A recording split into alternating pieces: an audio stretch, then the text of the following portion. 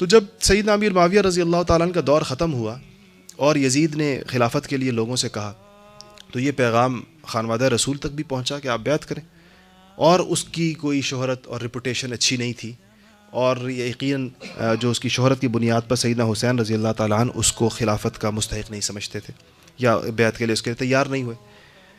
ادھر سے لوگوں نے بھی لکھ لکھ کر بھیجنا شروع کر دیا، اہل عراق نے، کہ جی آپ اس صورتحال میں ہماری نگاہیں آپ کی جانب جاتی ہیں، آپ رسول اللہ کی اولاد ہیں، مسلمانوں کے اجتماعی امور میں آپ سے زیادہ کون ان کا نگہبان ہو سکتا ہے۔ تو خط لکھنے شروع کیے کہ آپ آئیں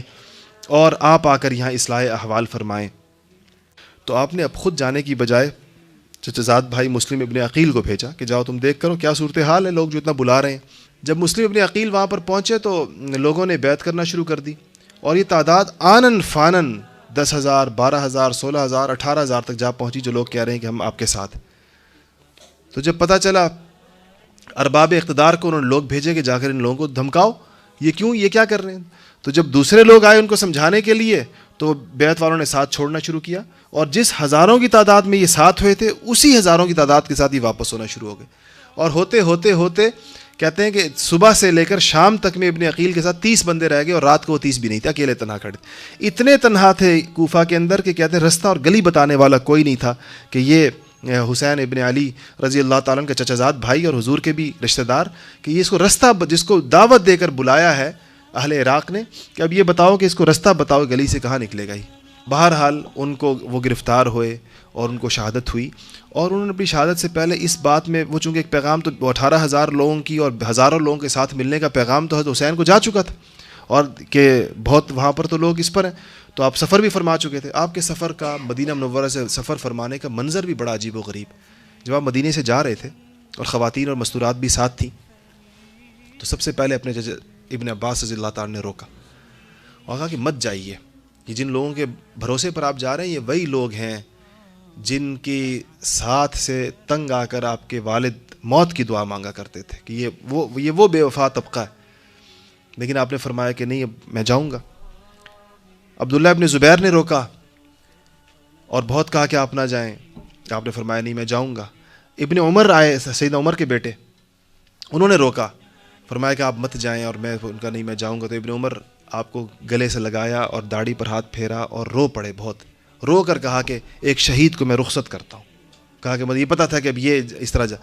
پھر ابن عباس نے کہا کہ خواتین کو نہ ساتھ لے کر جائیں، اس پر بھی وہ بھی سیدنا حسین رضی اللہ تعالیٰ پر کیفیت طاری تھی، آپ چلے۔ رستے میں یہ پیغام آ گیا کہ مسلم ابن عقیل کے ساتھ کیا ہوا، اور سارا قصہ پتہ تھا،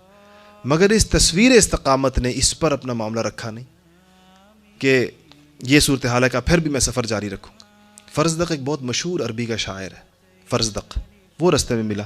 تو آپ نے اس سے پوچھا کیا حال ہے اہل عراق کا، تو فرمایا ان کے دل آپ کے ساتھ اور تلواریں آپ کے دشمنوں کے ساتھ ہیں۔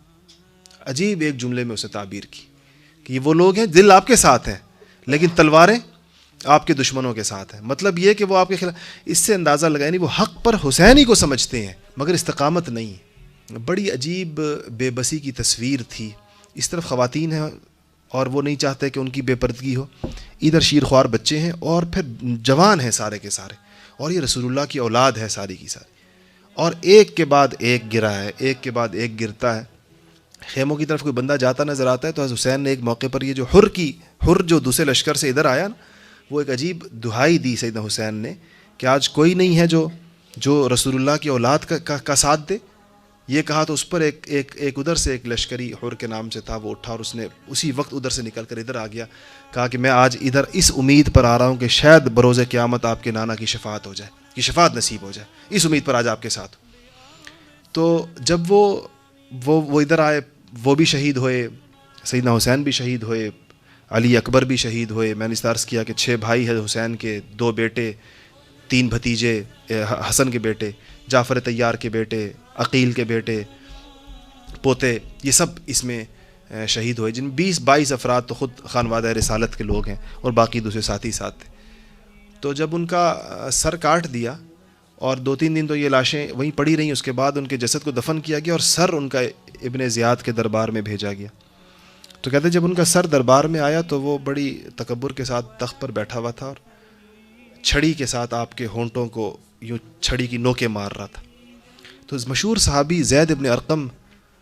رضی اللہ تعالیٰ عنہ وہاں کھڑے تھے. تو کہتے ہیں انہوں نے کہا کہ رک جا، خدائے واحد لا شریک کی قسم،